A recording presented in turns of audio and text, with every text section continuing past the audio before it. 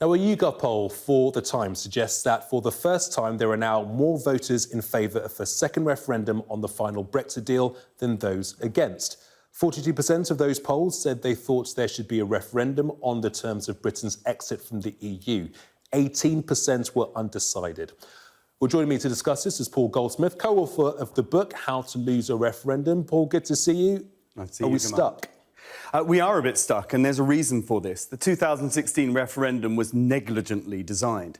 It was done by David Cameron and the government with no intention of delivering a result. So we've ended up with Theresa May trying to deliver a result she doesn't really believe in and has no instructions for. Because a vote to leave could mean staying in the single market, customs union, different ideas on immigration. So we're stuck with a checkers deal, which most Leave voters think is a betrayal, or no deal, which really gives nothing to anybody.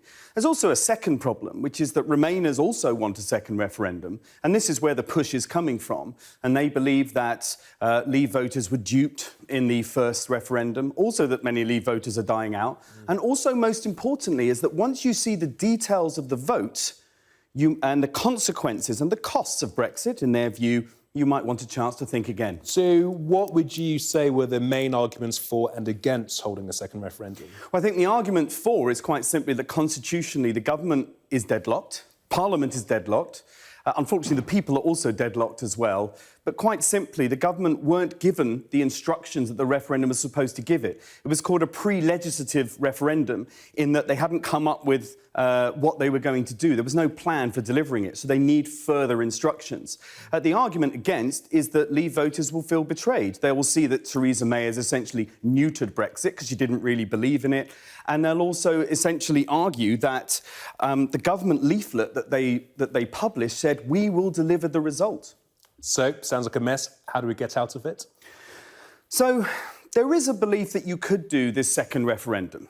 There is an argument for it, and What about those 17.4 million people who said, look, we know what we voted for, out of the single market, out of the customs union, this is what we were told by David Cameron and George Osborne? But they didn't vote for that. Yes, they were told it. Not all of them voted for out of the single market and out of the customs union. They were told that there would be an easy trade deal. They didn't necessarily vote, not all of them, to make themselves poorer. They didn't necessarily vote to be in a situation where the supply chain to their company wasn't working anymore. We don't actually know what they were voting for because the only word on that referendum ballot was leave. So what we kind of need to do is try and sort that out. And a second referendum is one way of doing that. If there was another referendum, what way would Theresa May go? What would she vote for? Well, she would have to present the deal. And one of the questions that you could have would be, do you want to remain in the European Union or leave via the deal that the government has arranged? You could also have three choices. This is Justin Greening's idea last week.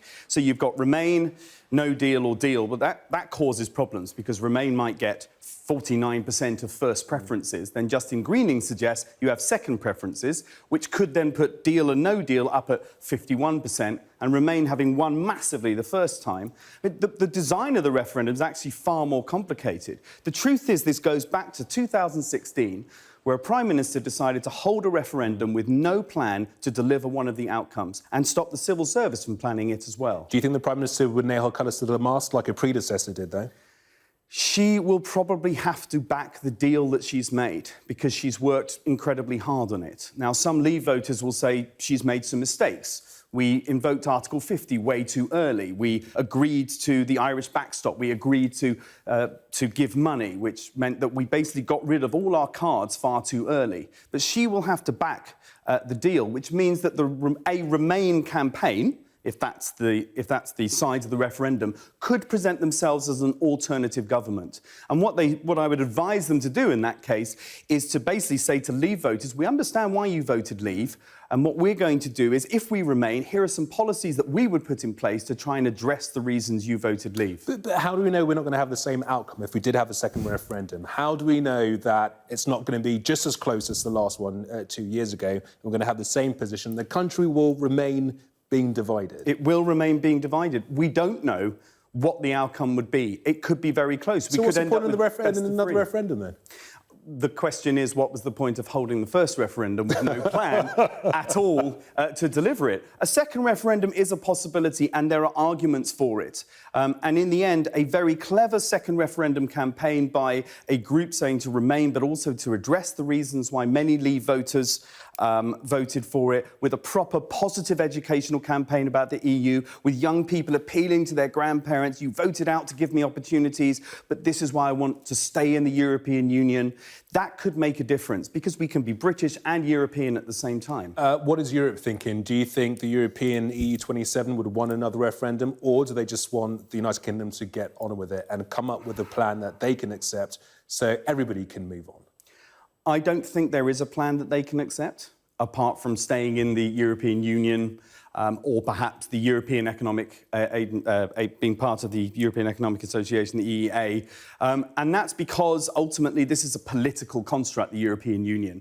Economics doesn't matter to them. This has kept peace in Europe for a long time. And ultimately it's Britain's choice. And the Europeans are not that happy about it, but certainly what they're not going to do is give them a deal which leaves them better off than before. One-word answer, are we going to crash out onto WTO rules? At the moment, yes. OK, interesting. Paul, thank you. Let's have a look at the sports.